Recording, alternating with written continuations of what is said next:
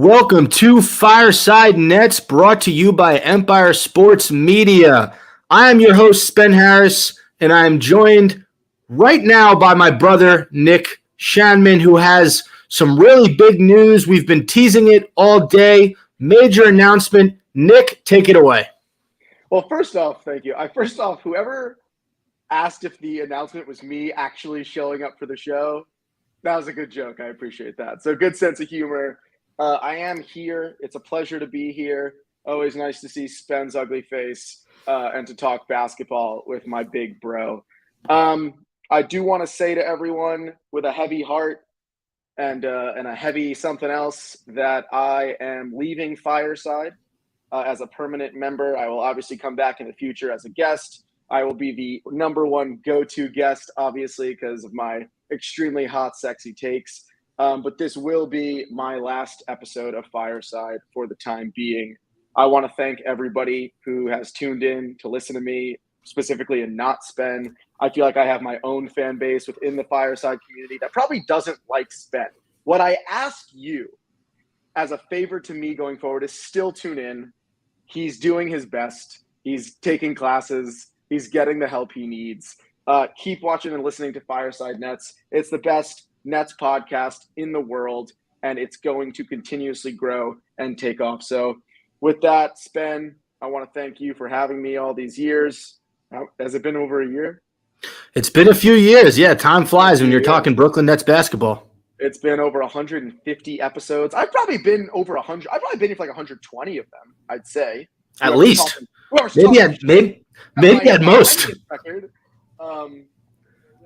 We've had highs, we've had lows. We've hated the Nets, we've loved the Nets, but no matter what, we've always kept looking forward to the future where one day the Nets will bring a championship to Brooklyn. So that's all I got for now. I love you guys. Thank you for listening and supporting me. And Spen, good luck with everything in the future. Yeah, and Nick, we're extremely grateful for your contributions to the podcast. Look, when we started...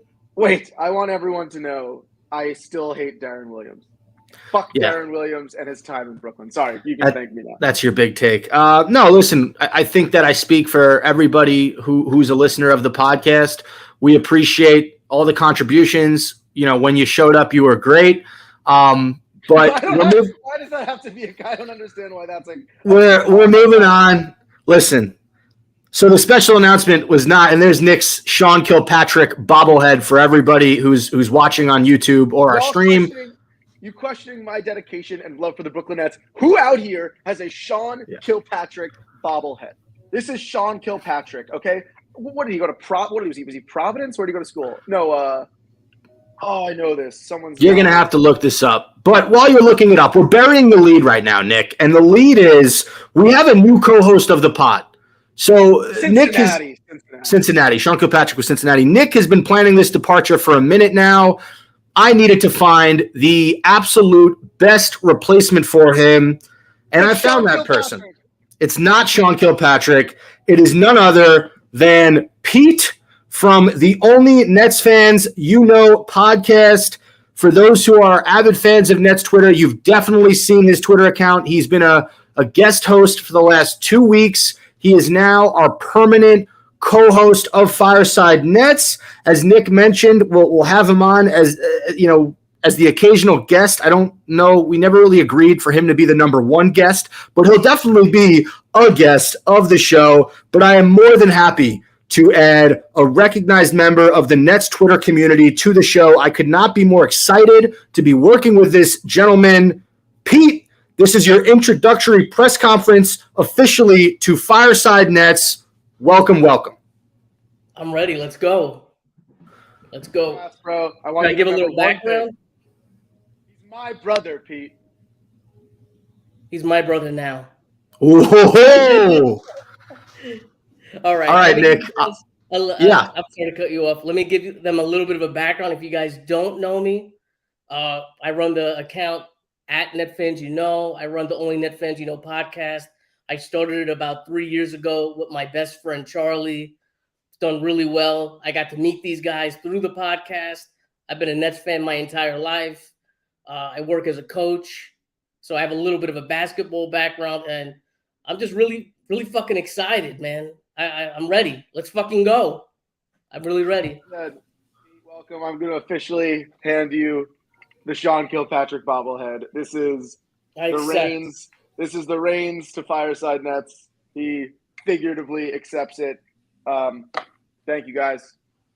Till next time. All right.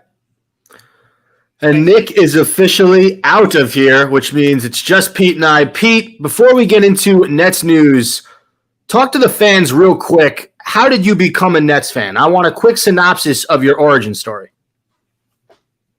I'll keep it short and quick. I started watching the team in the Jason Kidd days.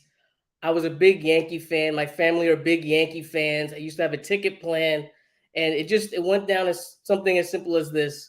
The Nets were on the Nets. The Nets were on the Yes Network. Bad teams were orange and blue. And it just jumped from there. It became something that I became obsessed with, trying to watch every game. I live in Brooklyn, travel to New Jersey whenever I could to catch a game. My dad would drive me. A couple hour drives, trying to get out of that parking lot at the Continental Airlines Arena. It's been a long time coming. What age was that about when you started rooting for the team? Maybe 10, 11. That's wild. Look, this is me and Pete are a little bit older. We're well into our 30s, and we've been rooting for this Nets team for over 20 years now. So I'm glad to bring you on. You're a diehard Nets fan, just like myself. And Pete, without further ado, and by the way, I almost called you Nick. If I call you Nick, I apologize. We've been doing over 150 episodes together, but this is a new chapter for this podcast, and I'm just excited for the potential of what me and Pete can accomplish. So, Pete, let's start with some news. There are rumors floating around that Hawks guard DeJounte Murray might be available in the right deal per Eric Pincus. Is he someone that the Brooklyn Nets should look into? Absolutely. He's making $17 million this upcoming year. Then he's going to be a free agent. A couple people are a little nervous that his next deal is going to be like one of these humongous max deals that would cripple the Nets. I don't believe in that. I think you go for the talent. If I had to pick between Dame or Murray, I'm going to go with Murray just because he's younger. I think he's 26, 27 years old. Fits perfectly in our timeline. You make it work. You get the talent and you make it work. That's the coach's job. Yeah, Murray's 26 years old, like you said. And I agree with all your points. The thing that I love about Murray is he's got that dog in him, man. I mean, I've seen him on podcasts, and he kind of talks about how he wasn't really able to flourish in San Antonio. It's more of a process there. Popovich isn't looking for stars. He's looking to put guys into his system and make it work. You really saw what he can do in Atlanta. He was an all-star this past season.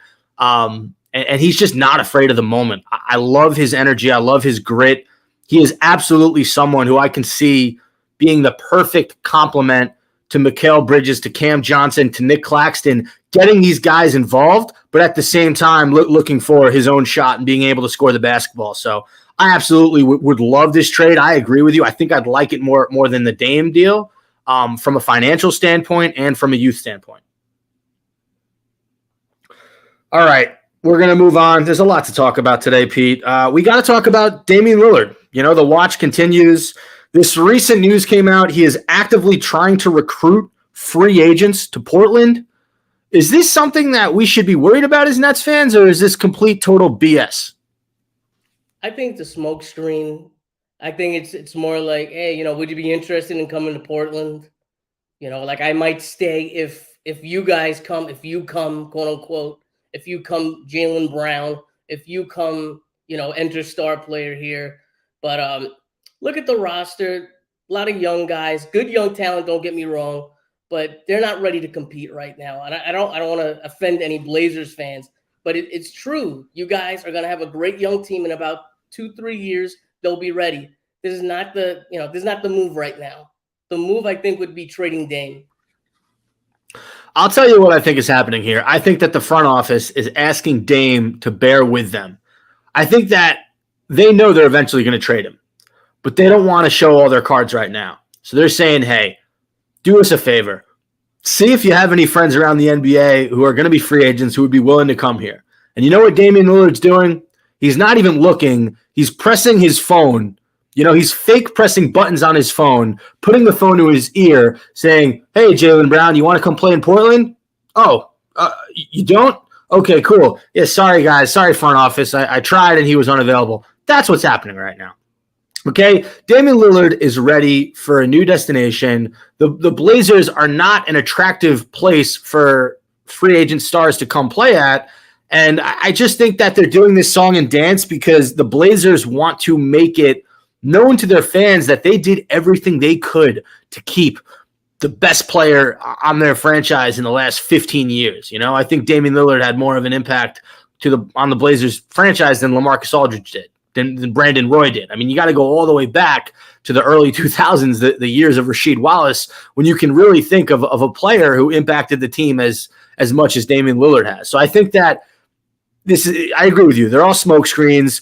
They want to deal him, but they want to try to make it seem like they're trying every single tactic to keep Damian Lillard. And now, today a report came out that there's a potential Western Conference contender looking to trade for the number 2 or number 3 overall pick. The Pelicans are reported super interested in Scoot Henderson.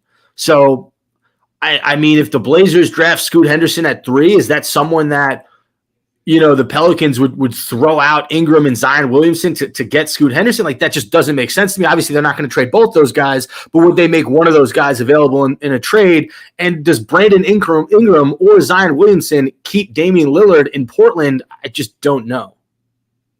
So let's say they make the deal, right? Let's say they get Brent. Let's say best case scenario, they get Ingram, right? You got Dame, Ingram, you got Simmons, you got Nurkic. You look at that lineup. You got a couple other players, of course, but that does not compete in the West. Are they really going to be challenging the Nuggets? No. Let's be honest. They're trying to make sure that the price doesn't drop too low for Dame. I know you saw that story earlier this week that I think it was like a very reasonable deal for the Nets. I thought it was too sweet for the Nets, actually. What was it? Dinwiddie, Harris, and 2 firsts or 3 firsts? And Patty Mills. Yep. Why would they do that? That's a nightmare for them. Yeah, I agree with you. But at the same time, I think at the end of the day, they're not going to have that much leverage because Damian Lillard is not going to want to play on a young team that's a borderline 10th seed in the West.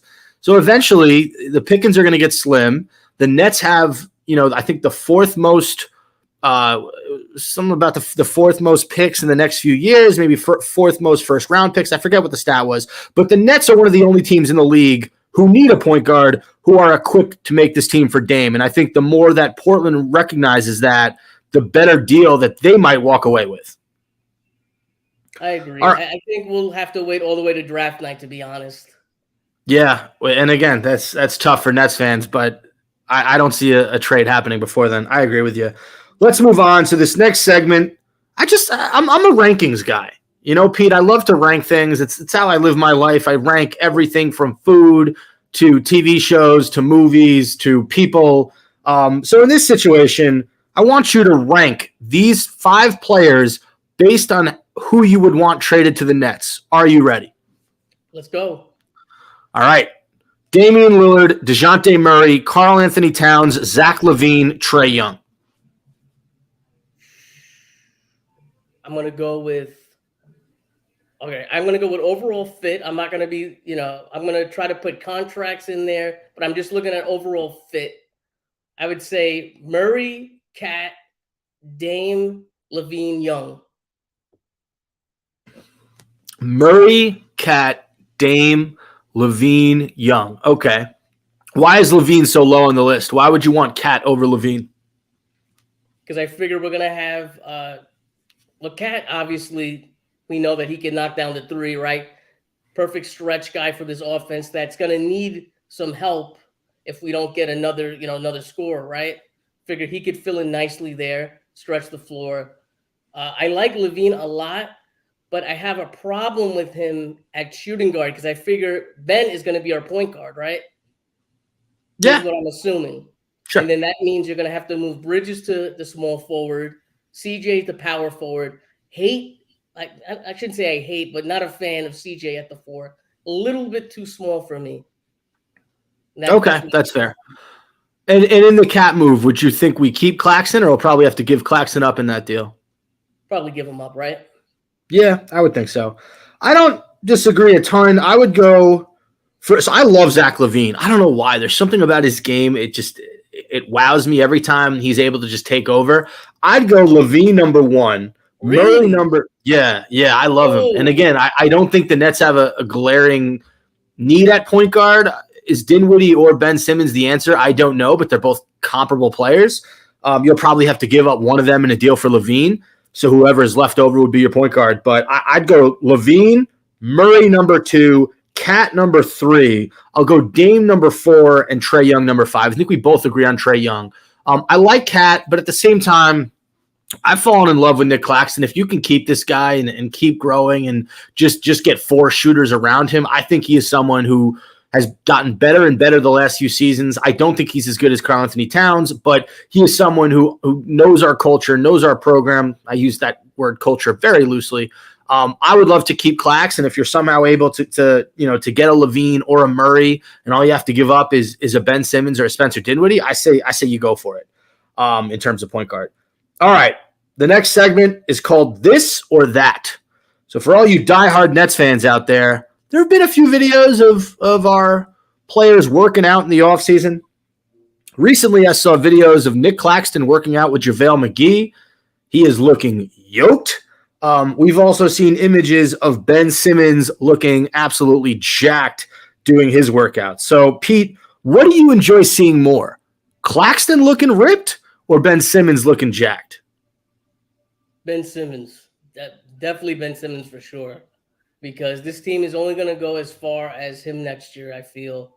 If he comes back and is an all-star, and then we wind up adding a Dame, this team is going to be able to contend very quickly. Then okay. I don't know if you saw. Apparently, some of those pictures were photoshopped, like as a joke.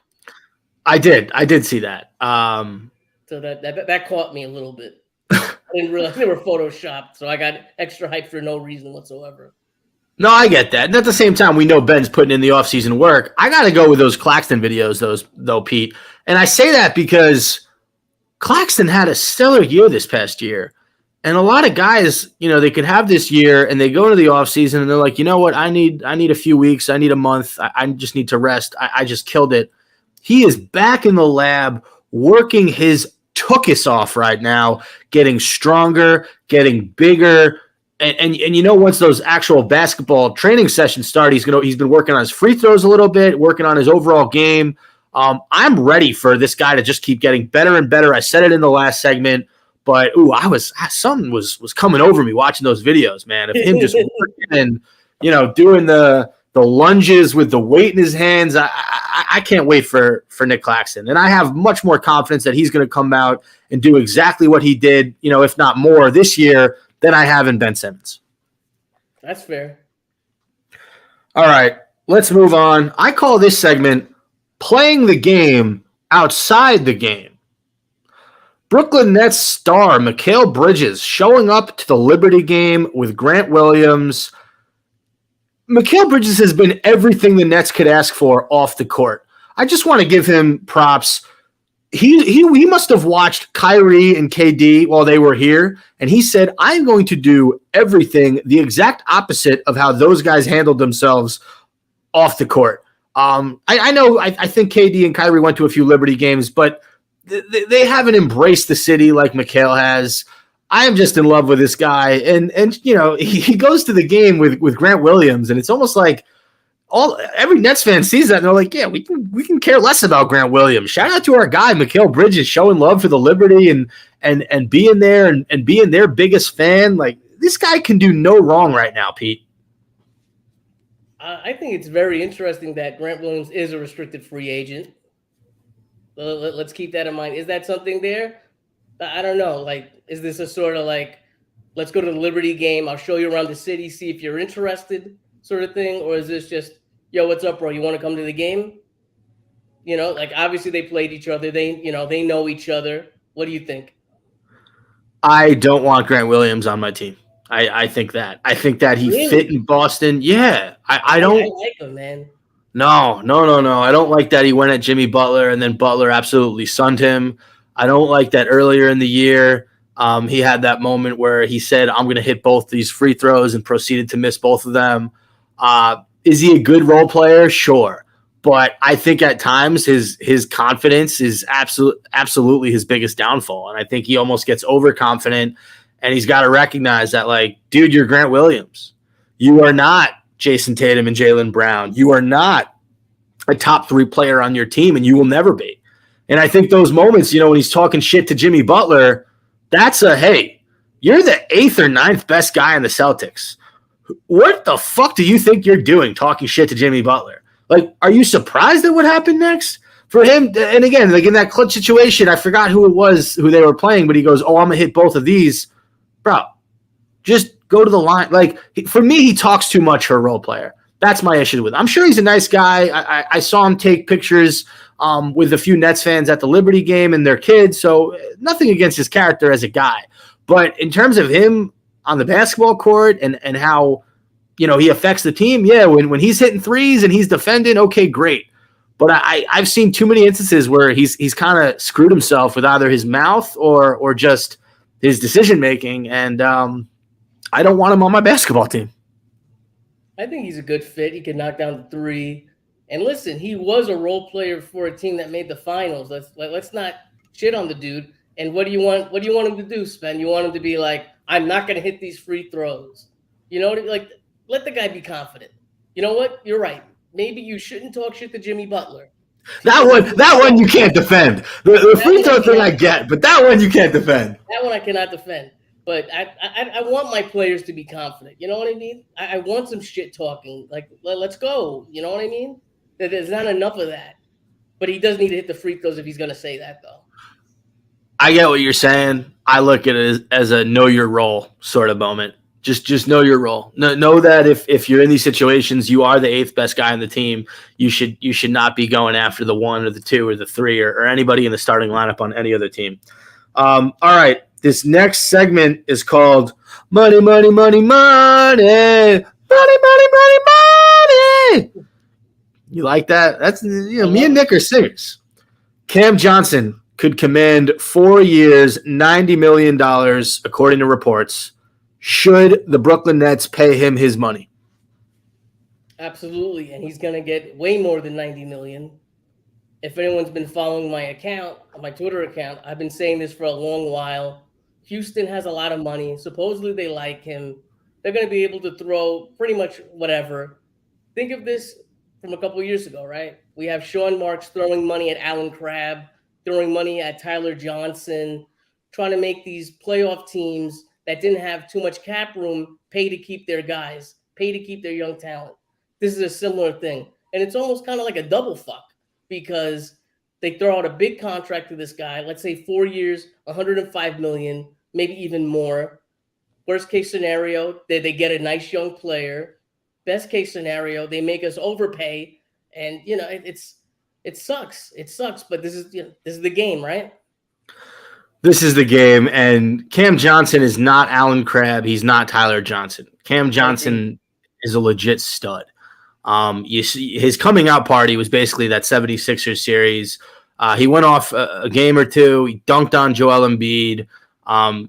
He's had half a year in our system. This is going to be year 1.5 for him. I'm very excited for him to be part of the Brooklyn Nets future. I think that him and Mikal as your wings, he can be the undersized 4, like you said. Those are building blocks. Those are pieces that you can build around to be a contender in the East. So I absolutely think I agree with you. He'll probably get more than 90. Someone's gonna offer him a lot of money. The Nets are gonna match it.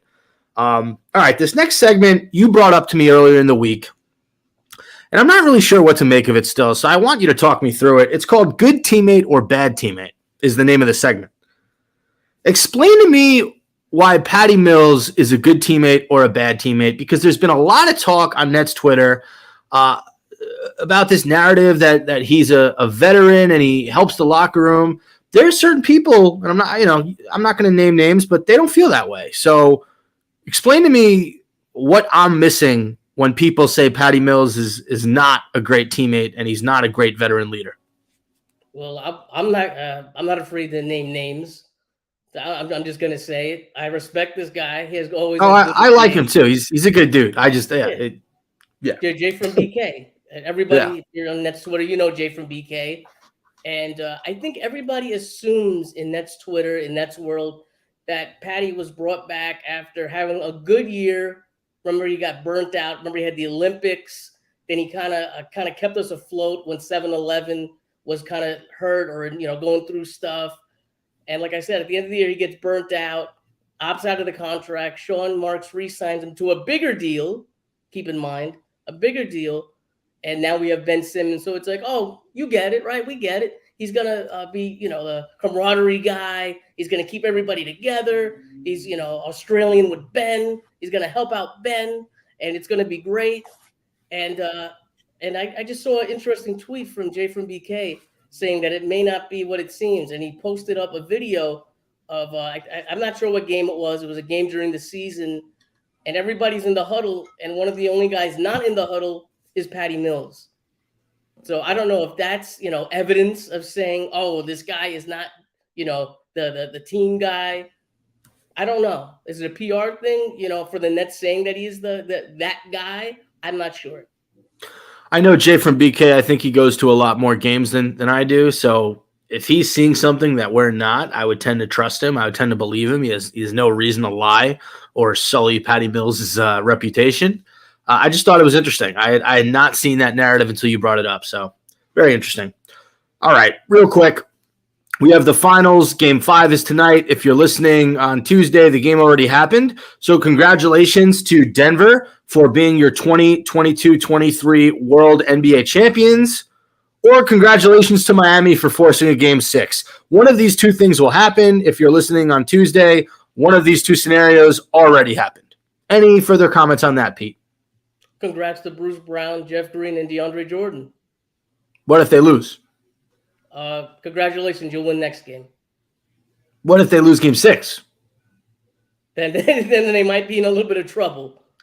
But all right. Congratulations at Game 7. All right. Pete, we're going to finish the podcast with a rapid fire. You are the new official co-host of Fireside Nets. And yes, you gave your background, you gave your origin story, but there's still a lot of questions the audience has about you. So I've consolidated them all into 10 questions, rapid fire, think quick, answer faster. Are you ready? Let's go. I'm ready. All right. Question number 1, favorite food/meal of all time? Cheesecake. Number 2, favorite net of all time? BC and Spencer Dinwiddie. Tie. Number 3, best Nets game you've ever been to? Game 2, I believe it was Game 2 of the Big Three versus the Celtics. I think the Nets wound up killing them, and they obviously wound up winning the series to get to Milwaukee. That was a good game. That, or I'm gonna, you know what? I got to change my answer. It's Knicks Nets the first time in Brooklyn. That was probably the best game I went to. That sounds like a pretty sick environment to be in.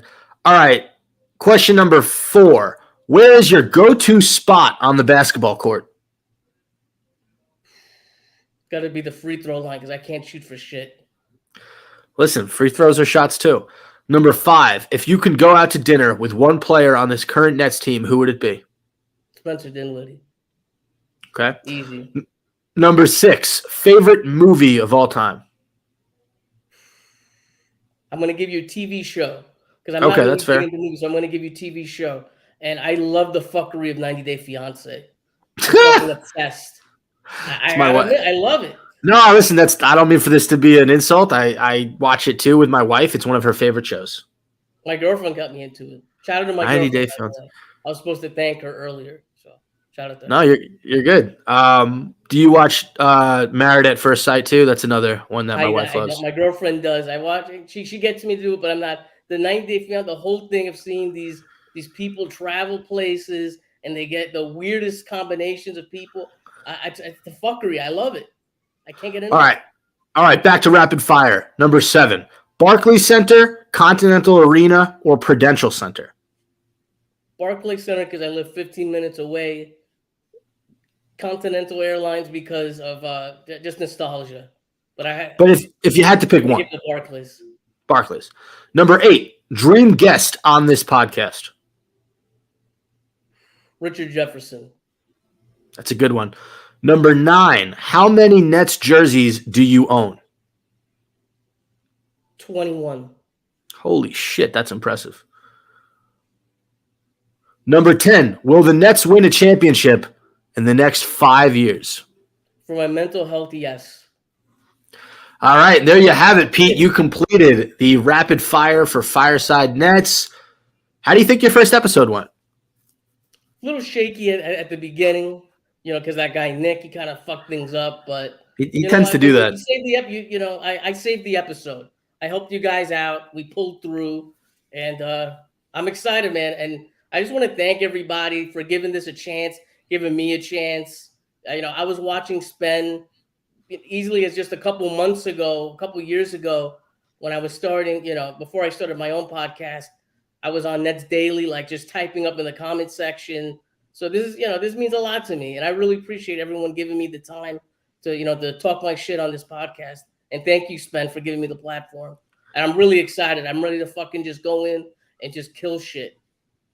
Pete, you're making me want to run through a brick wall for you, man. I mean, this is the beginning of something awesome. Look, I love Nick. He's my brother. Me and him are going to be working on something off the side that, I'll fill in the audience when it's a little bit more clear. But you gotta make sure you plug his show. Yeah, I mostly blame myself. Nick's comedy sketch show. Their next show is July 29th, I believe. Don't quote me on that. Please look them up. In the city at the Players Theater, one of the funniest sketch comedy shows in Manhattan. Please check them out. It is called I Mostly Blame Myself.